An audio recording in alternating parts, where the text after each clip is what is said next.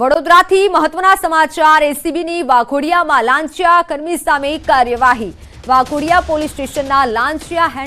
head constable સામે કાર્યવાહી કરવામાં આવી છે હેડ કોન્સ્ટેબલ વતી ₹70,000 લાંચ લેતો શખ્સ ઝડપાયો છે ચરોદ પોલીસે ઝડપેલી ગેસ ચોરીના કૌભાંડમાં આરોપીનું નામ હટાવવા માટે લાંચ માંગી હતી આરોપી તરીકે નામ કાઢી નાખવા ₹5 લાખની લાંચ માંગવામાં આવી હતી ₹2.5 લાખની લાંચ આપ્યાનું આખરે નક્કી થયું હતું તો ₹1,80,000 ખાનગી માણસના એકાઉન્ટમાં મોબાઈલથી ટ્રાન્સફર કરાવ્યા હતા લાંચની બાકી રકમ 70,000ની લેતા વડોદરા એસીબીએ રંગે હાથે ઝડપ્યો ભરત જયસ્વાલ નામના વચેટિયાની અટકાયત કરવામાં આવી છે હેડ કોન્સ્ટેબલ નિર્મલસિંહ એસીબીની કાર્યવાહીમાં ફરાર છે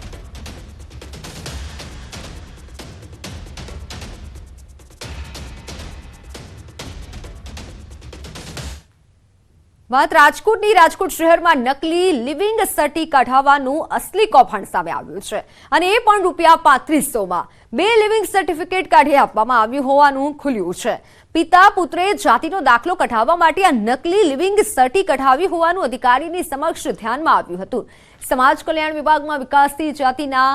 વિકસતી જાતિના નાયબ નિયામકની સતર્કતાથી સમગ્ર કૌભાંડ સામે આવ્યું છે અને આ સમગ્ર કૌભાંડ અંગે સમાજ કલ્યાણ વિભાગમાં વિકાસથી જાતિના નાયબ નિયામકે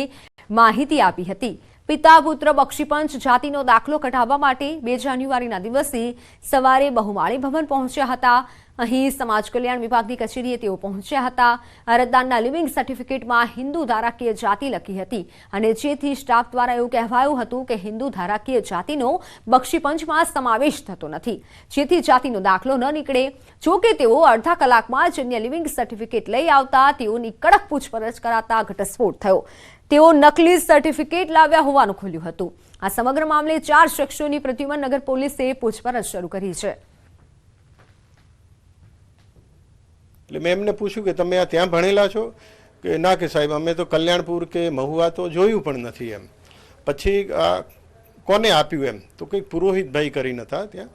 એમને બોલાવ્યા એ લોકોએ ફોન કરીને મેં એમને પૂછ્યું કે આ તમે એલસી તમે આપ્યું છે તો એમને કહ્યું હા સાહેબ મેં આપ્યું છે કેટલા રૂપિયા લીધેલા કે ₹3500 એમ પણ એક યોગેશભાઈ પાસેથી મેં લીધું છે એટલે યોગેશભાઈને ફોન કરીને બોલાવ્યા પ્રથમ તો યોગેશભાઈ ના જ પાડી કે હું નહીં આવું ત્યાં એમ પણ છતાં એમને કહ્યું કે સાહેબ